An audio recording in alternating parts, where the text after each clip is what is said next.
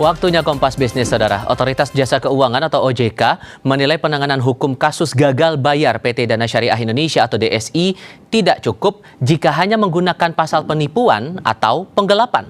OJK mendorong aparat penegak hukum menerapkan pasal lain yang lebih berat, termasuk ketentuan dalam Undang-Undang Informasi dan Transaksi Elektronik alias Undang-Undang ITE, serta dugaan penggunaan laporan keuangan palsu. Kasus gagal bayar DSI muncul sejak Oktober 2025. Fintech lending syariah ini gagal bayar kepada para pemberi pinjaman atau lender dengan nilai mencapai triliunan rupiah. Sebelumnya, hasil penelusuran Bareskrim Polri mengungkap aset milik DSI sebesar kurang lebih 320 miliar. Padahal kerugian korban yang dilaporkan ke polisi mencapai 2,4 triliun rupiah.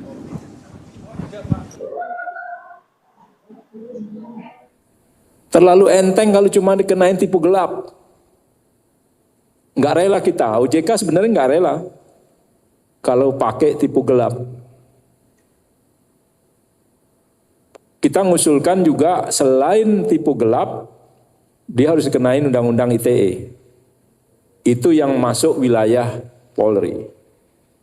Satu yang kita titip pasal yang kita share juga ke Polri, ke Bareskrim, khususnya Dirtipideksus, adalah pasal mengenai laporan keuangan palsu. Masuk itu. Jadi satu masuk. Dan itu berat hukumannya. Jadi kita kalau DSI hanya dikasih yang tipu gelap, tindak pidana umum sih tidak fair buat konsumen ya. Otoritas Jasa Keuangan mengatur 3 kriteria penyampai informasi sektor jasa keuangan atau yang dikenal financial influencer alias finfluencer.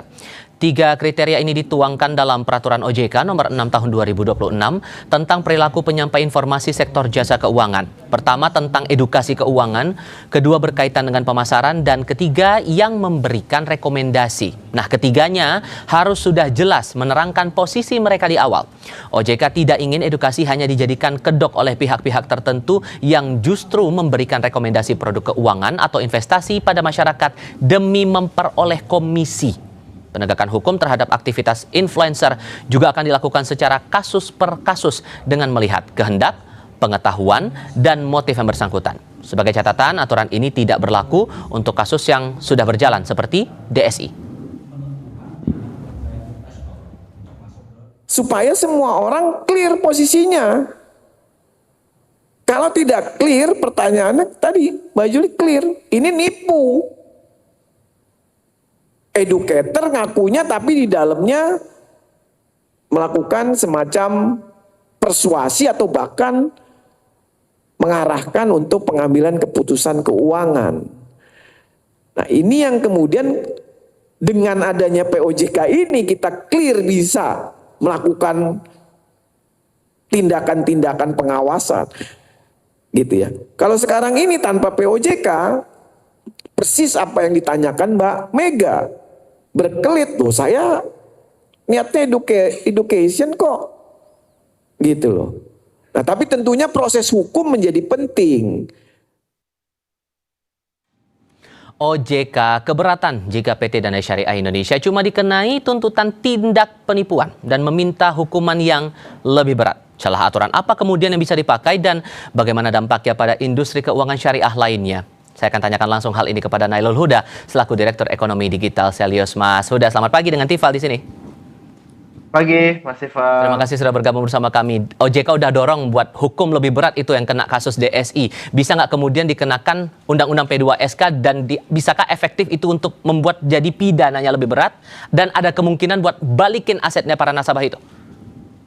Ya, yang pertama seperti Mas Tifal, ini kan kalau kita lihat bisnis B2B itu kan dia platform mempertemukan lender dengan borrower gitu ya. Nah, kalau kita lihat dari PT DSI, kalau kita baca kasusnya, itu ada penyampaian informasi yang palsu atau boleh kita bilang ada, ya bisa kita bilang proyek fiktif lah. Nah, ini kan sebenarnya yang dilihat sama lender gitu kan. Lender itu investor ya, yang dia memberikan pinjaman melalui PT DSI. Nah, lender ini kan sebenarnya juga hanya melihat sekilas bahwa borrower ini mempunyai proyek A dan sebagainya, dan inilah yang jadi celahnya sebenarnya ketika PT DSI itu menggunakan borrower yang sudah atau bisa kita bilang repeat order gitu ya, yang dia memang terbukti membayar dan sebagainya, dia melakukan untuk ya peminjaman cara fiktif lah sebenarnya. Nah, ini sangat tergambar sebenarnya kalau tadi Mas Tifal bilang 320 miliar asetnya, itu hanya sebagian besar yang dia asetnya milik borrower. Artinya apa? Artinya aset borrower itu tidak sebesar yang diminta sama PT DSI kepada para lender ataupun tawarkan kepada para lender gitu. Nah, ini kan juga termasuk salah satunya adalah ya penipuan terkait dengan laporan keuangan pasti, kemudian laporan terkait dengan fiktif dan sebagainya, itu bisa masuk ke sana. Nah, inilah yang sebenarnya kita anggap sebagai hukuman yang cukup bisa memberatkan sebenarnya.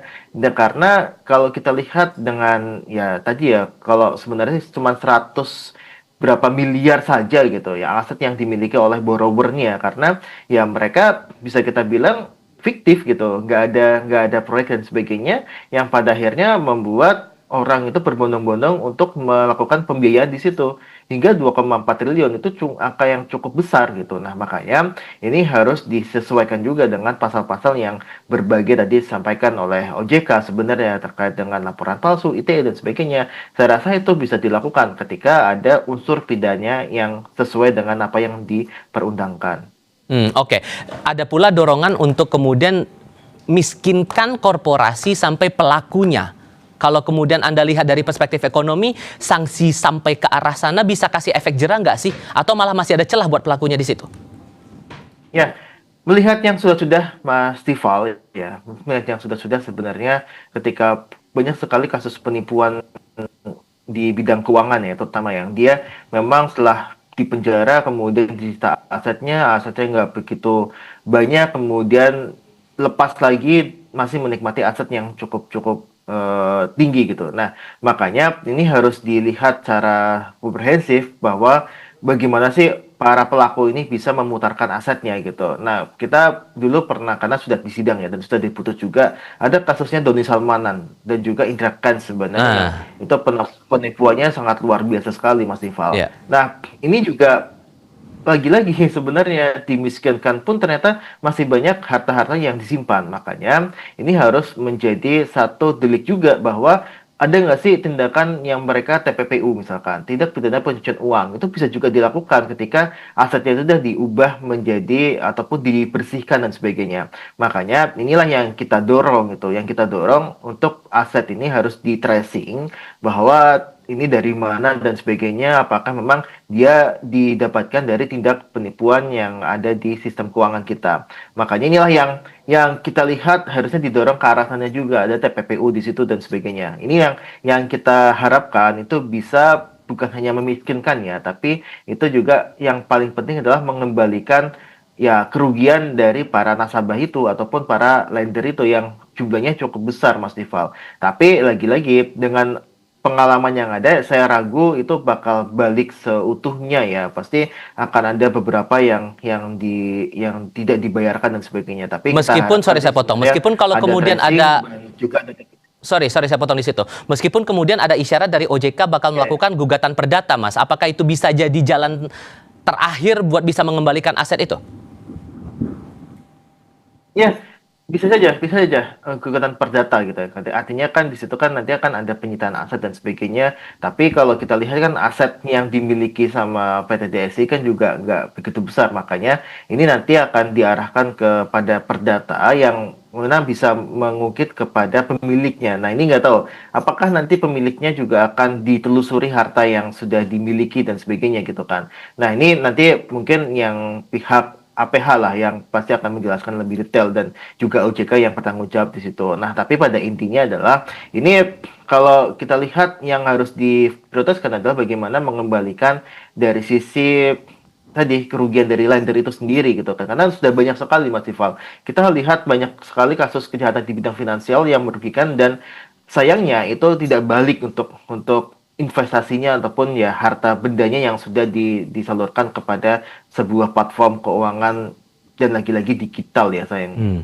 Oke, dari kasus ini maka ujiannya adalah bagaimana menjaga reputasi dari investasi syariah ini bisa kembali pulih dengan adanya kasus ini. Masih bisakah dipulihkan ke arah sana? Kita jawabnya nanti ya. Kita jeda sebentar Mas. Kita akan lanjutkan Kompas Bisnis usai jeda berikut.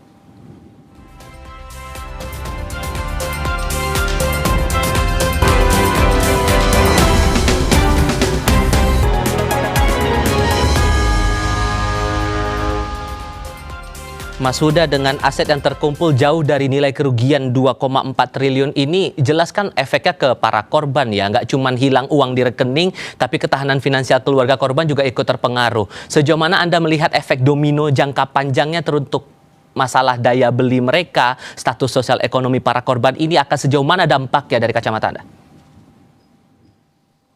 Ya, yang pasti gini, Mas Tival, ini pasti ada kerugian material, pasti akan berdampak kepada bagaimana mereka akan konsumsi ke depan, gitu ya, atau daya beli lah sebenarnya. Nah, tapi yang jelas di dalam jangka menengah dan panjang ini sangat terkait dengan bagaimana mereka ataupun masyarakat memandang dari sisi, ya bisa kita bilang industri fintech P2P lending ke depannya seperti apa. Karena kalau kita lihat Mas Ival, ini bukan hanya kasus yang satu saja gitu kan, tapi sudah ada beberapa kasus lainnya yang memang juga merugikan lender gitu. Nah, inilah yang memang kalau saya selalu sampaikan itu dalam industri fintech P2P lending ya utamanya ya, itu harus mengutamakan quality gitu kan. Nah, sekarang ini kalau kita lihat kasusnya PT DSI dan sebagainya, itu mengejar quantity. Bagaimana mereka bisa memaksakan untuk masuk lender sebanyak-banyaknya, ya tadi dengan membuat laporan fiktif dan sebagainya. Makanya inilah yang terutama yang untuk yang sektor produktif ya, ini harus sangat-sangat terkait sekali dengan kualitinya seperti apa gitu. Karena bagaimanapun juga lender ini juga pasti akan diiming-imingi dengan yang cukup besar Mas Ival. Kalau kita lihat PT DSI itu mengiming-imingi sampai 18% itu sebenarnya, dan itu bagi saya sebenarnya sudah tidak masuk akal gitu ketika kita bilang 18% gitu ya, karena sangat tinggi sekali dan risikonya juga cukup tinggi. Makanya ini yang boleh saya sampaikan juga di sini adalah lender juga harus hati-hati juga ketika berinvestasi dengan ya tadi pengembalian yang sangat tinggi sekali gitu, hingga 18% per tahunnya, karena bagaimanapun juga itu pasti too big to fail ya, sayangnya di Indonesia untuk di industri keuangan sepertinya. Lebih-lebih ini pakai embel-embel syariah dengan harapan ekspektasi bahwa semua prosesnya itu tidak ada hal-hal yang menghambat sama sekali, tapi kan pada faktanya ada main-main dalam tanda kutip di situ. Anda merasa bahwa ada hal lain nggak yang bisa kita lakukan buat putus mata rantai eksploitasi kesan sentimen syariah yang kayak disalahpakaikan dalam investasi bodong seperti DSI itu? Ya, syariah atau konvensional itu pasti tetap ada celah Mas Tival, bahwa di situ ketika memang dari sisi kualitinya nggak dijaga, kemudian juga kalau kita lihat sebenarnya dari sisi ya bisa kita bilang quality controlnya juga nggak ada gitu. Nah, makanya ini yang boleh saya sampaikan pasti akan berpengaruh sekali terhadap P2P lending dan juga industri syariah itu sendiri, bahwa ya ada dana syariah, ada kata-kata syariahnya, ini pasti akan dijamin kehalalan atau hibahnya, prosesnya benar dan sebagainya gitu kan. Tapi nggak seperti itu juga gitu kan. Pasti ada celah-celah yang dimanfaatkan oleh para oknum ini. Nah, yang kedua adalah sebenarnya gini Mas Dival. Ini yang tadi yang menyambung tadi ya, bahwa ini sangat tinggi sekali bunganya gitu. Nah, OJK itu selalu menekankan ketika mau berinvestasi itu 2L, legal dan logis. Legalnya sudah ada, bagaimana logisnya gitu. Nah, inilah yang sebenarnya kita harapkan dari sisi OJK juga menyampaikan bahwa logis ataupun juga membuat aturan terkait dengan bagaimana logis ini bisa diterapkan dari sisi lendernya seperti apa gitu. Nah, apakah itu harusnya bisa di push juga sama OJK dan sebagainya. Nah, inilah yang Mas Ival yang kalau saya lihat ya, ini harus kita dorong ke arah sana gitu, karena bagaimanapun juga ya syariah dengan berbagai macam jargon dan sebagainya, maupun juga dengan banyak BA yang juga terlibat juga di dalam penipuan yang dulu-dulu ya. Nah, ini juga harus jadi pembelajaran juga, bahwa di situ harus ada ya bisa kita bilang informasi yang terbuka. Sebenarnya kan ini kan asymmetric information ya, bahwa lender itu tidak diberikan informasi yang lengkap terkait dengan borrowernya. Karena borrowernya PT DSI kan kebanyakan yang dia proyek bangunan kos-kosan ataupun perumahan dan sebagainya. Nah, ketika itu dia adanya asymmetric information atau informasi yang sangat terbatas yang pada akhirnya membuat ya tadi lender ini ya percaya-percaya aja dan itu dimanfaatkan oleh para pelaku kejahatan di dalam PT DSI ini. Bikin orang jadi takut investasi nggak sih Mas kalau belajar dari kasus DSI ini? Sangat berpengaruh terhadap bagaimana terutama lender yang individual ya Mas Ival ya. Saya lihat sebenarnya di dalam beberapa tahun terakhir lah ya itu ada penurunan proporsi untuk lender individual. Lender individual di dalam fintech P2P lending itu semakin menurun. Karena apa? Karena mereka semakin khawatir terkait dengan adanya kasus-kasus dan sebagainya. Berbeda dengan yang lender institusi ya, yang dia dilindungi dengan asuransi dan sebagainya. Tapi individual ini dia tidak ada asuransi kebanyakan. Makanya inilah yang kita dorong juga bahwa di situ harusnya lender ini diinsuransikan dan sebagainya. Nah inilah yang tadi saya sampaikan ada aturan-aturan OJK yang memang dia memberikan pengaturan terhadap logisnya seperti apa. Logisnya itu bisa dinilai dari insuransinya atau dinilai dari batasan bunganya dan sebagainya. Itu menjadi ataupun dari quality controlnya itu juga bisa menjadi bagaimana OJK itu bisa menerapkan dari logisnya terhadap industri yang ada di sistem keuangan kita termasuk juga industri fintech P2P lending. Termasuk yang instrumen-instrumen yang sudah pakai label status berizin OJK itu tetap akan kena dampak ya menurut Anda? Pasti akan kena dampaknya. Karena gini Mas, Tival, ini aja sudah berizin kan sebenarnya kan PT DSI. Iya. Tapi tetap aja masih kecolongan. Artinya apa? Artinya ya lender ini, ya lender individu ya terutama ya, ini bisa jadi mereka akan memandang, oh udah diberikan izin OJK saja masih tetap ada kasus dan sebagainya gitu. Nah, ini pasti akan berdampak sebenarnya Mas Tival. Nah, inilah yang kita dorong bahwa ya ada instrumen-instrumen yang bisa memberikan kepastian hukum bagi lender misalkan ataupun kenyamanan dari lender itu untuk berinvestasi dan sebagainya ataupun juga dari sisi insuransinya seperti apa untuk lender ini sendiri gitu. Jadi emang yang kita pikirkan harusnya ke arah sana bagaimana mitigasi dan sebagainya dan juga quality control yang seharusnya juga ada standar bakunya di OJK gitu. Tidak hanya diserahkan kepada platformnya saja tapi juga OJK ini standar minimal yang itu bisa dijadikan patokan oleh para platform ini untuk menjalankan aktivitas ekonominya. Oke, Mas Nailul Huda, terima kasih banyak sudah berbagi pandangan bersama kami kali ini. Sehat selalu ya Mas, selamat pagi. Sama-sama, Mas Iva. Selamat pagi.